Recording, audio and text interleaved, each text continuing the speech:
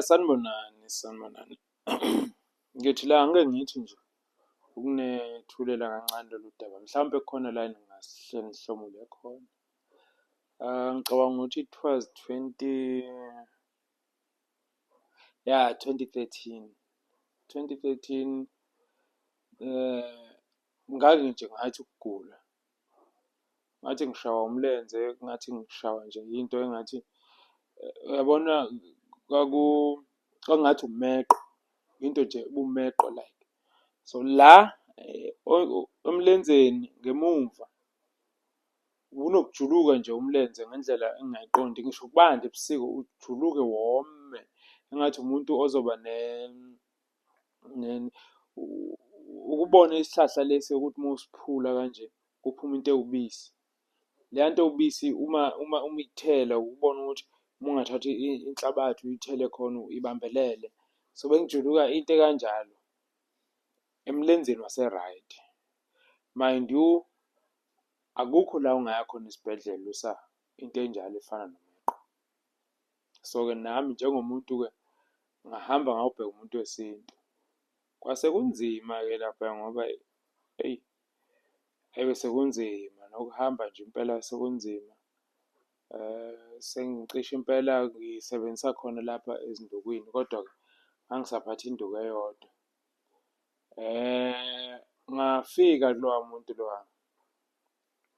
Hhayi-ke, uyabazi-ke abantu uma behlola ukuthi uhlola asho lokhu, asho lokhu, asho lokhu, asho lokhu, asho lokhu, asho lokhu. Usikhishwa. Athi uzongisiza. Ewu. Athi uzongisiza la ekungisizeni kwakhe kuzoba 1,500. Hawu, imali engaka hewu. Athi inkinga indaba isemsamo kufanele ngihlabe, wanginika nemithi ethile, wanginika nje, wanginika nokunye wathi ngizokhuluma nakho kwengikudingayo. Ngithi 1.5, athi uma sengi-right ngize ngibuye ngizobonga. Uma sengi-right ingapheli inyanga ngingezange ukuzobonga uma kuwukuthi ngi-right. Uma ngingabanga right uzobona ngokuthi iphele inyanga ngingabuyi ukuzobonga. Manje mhlampe lokhu owanikeza kona uzobonga kubona yini lezi zinto ezizigubhu Lokhu ngathi kwasakhamba. Ngathi kukhamba gula like into engathi isekhona akuyona into engekho. Into ekhona kodwa-ke into engeke ngikwazi ukuthi ngiyiveze kunina ngoba into engisayisebenzisa.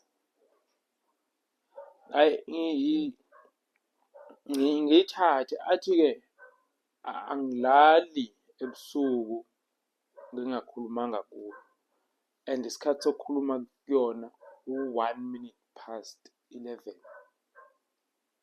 Eyi lokhu kugula lokhu kuzolulanyiswa nje ukukhuluma ngesikhathi esi-strange kanjena lento.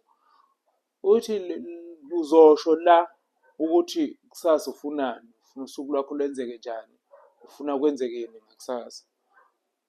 Ngoba wangitshela ukuthi lokhu kuzosebenza isikhathi leli hour leli before kuqala usuku, kulo 59 minutes before kuqala usuku, uthi lapho kuzobe sekuhleleka khona izinto. Kuthi uma zithi nje 12 o'clock zizobe seziyaqala-ke izinto ziyenzeka. Hhayi, athi kodwa-ke kuzofanele ngifike ngihlabele imbuzi. Leyo mbuzi leyo kufanele ngiyihlabe isikhumba sayo kuzofanele ngisibeke lapho kuzoba safe khona, ihlale khona nakho lokho ongathi kuwukuhamba gula. So uthi lolu kuhamba gula alihlali phansi kwi-floor, akufanele lihlale esikhumbeni esisafudumele, ibandele kusona isikhumba. Kusho ukuthi le mbuzi kufanele yebulwe nje ngokushesha, isikhumba sihambe siyohlala lo khamba lo khamba gula, ngoba ngingasho kanjalo ya. Eyi, hhayi ngoba phela uma ugula-ke uvume.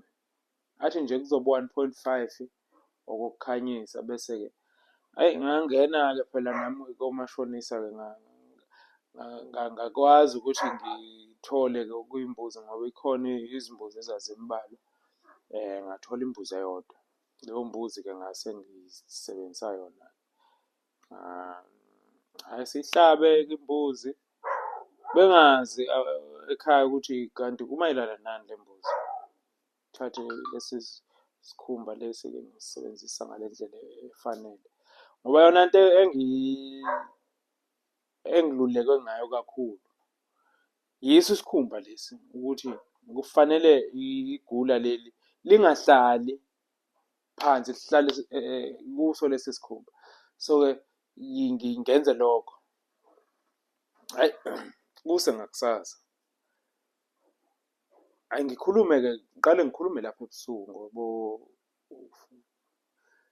ngoba 11 o'clock bushaya sengiguqile kanje, ngilinde ukuthi uma zithi 1 past kufanele ngikhulume and kufanele ngikhulume fast ngoba ngino-1 minute wokukhuluma le nto le. Eyi, ngithi mina ngicela ukuphila lo mlenze, ngivuke kusasa ngiphila. Ngicela ukuthi izinto zingihambele kahle, ngicela ukuthi izinto, hhayi bo, ngizibale izinto lezi, ngizibale ngizame ukusheshisa ngoba angifuni ukuphinda into kakodwa ngoba kuzoba sengathi ngizomosha kulesi sikhathi. Ngisheshe. Ukhuluma nje, kusho ukuthi kumele uqede ngo-2 minutes past. U-2 minutes past fanele ushaye sengiqedile within a space of 1 minute. Uqala ngo-11 o'clock. Siqala ngo-1 minute past. Kodwa fanele ungashayi u-2 minutes past ngisakhuluma mina noma ngingaqeda ukukhuluma. Awuthi ushaya ngibe sengiqedile ukukhuluma noma uma washaya angivele ngiyeke. Angivele ngiyeke ngoba kade ngingakusho, angeke kusaba njalo. Manje lokhu ukhumbula-ke lokhu kufanele ngiwenze zonke izinsuku mina uma ngingekho ekhaya, kufanele ngenze indlela ukuthi angifike ngizokhuluma. Angikwazi ngingahamba mina even nje 1 minute past 11 kufanele ushaye sengekhaya. Uma kwenzekile wahamba yini wathi wazoshabalala izinto? Ngangingatshelwa ngazinto ngalesa sikhathi, ngangingatshelwanga ngazinto. Eyi ngoba phela nguwumuntu osagula, kusho ukuthi izobe phela inyanga sengi-right, kusho ukuthi ngizobe sengiyakwazi ukuthi ngihambe ngiye kwezinye izindawo ngiziphilele kamnandi ngoba phela ngizobe sengi-right. Hhayi vele lapho kungagcini lapho, kuthi nje usuku lokuqala kwathi uma zithi 12 o'clock ngawuzwa uphila saka umlenze. Le nto beyisho yena ukuthi isebenza within 59 minutes. Nalo ushintsho manje ngiyalibona within 59 minutes. Hawu, kwenzakalani la? Ngabo 2 minutes past 12 ngifonelwa kuthiwa ngithole umsebenzi wathi bangayifaka yini imali, ngathi hayi bo, into enjani le?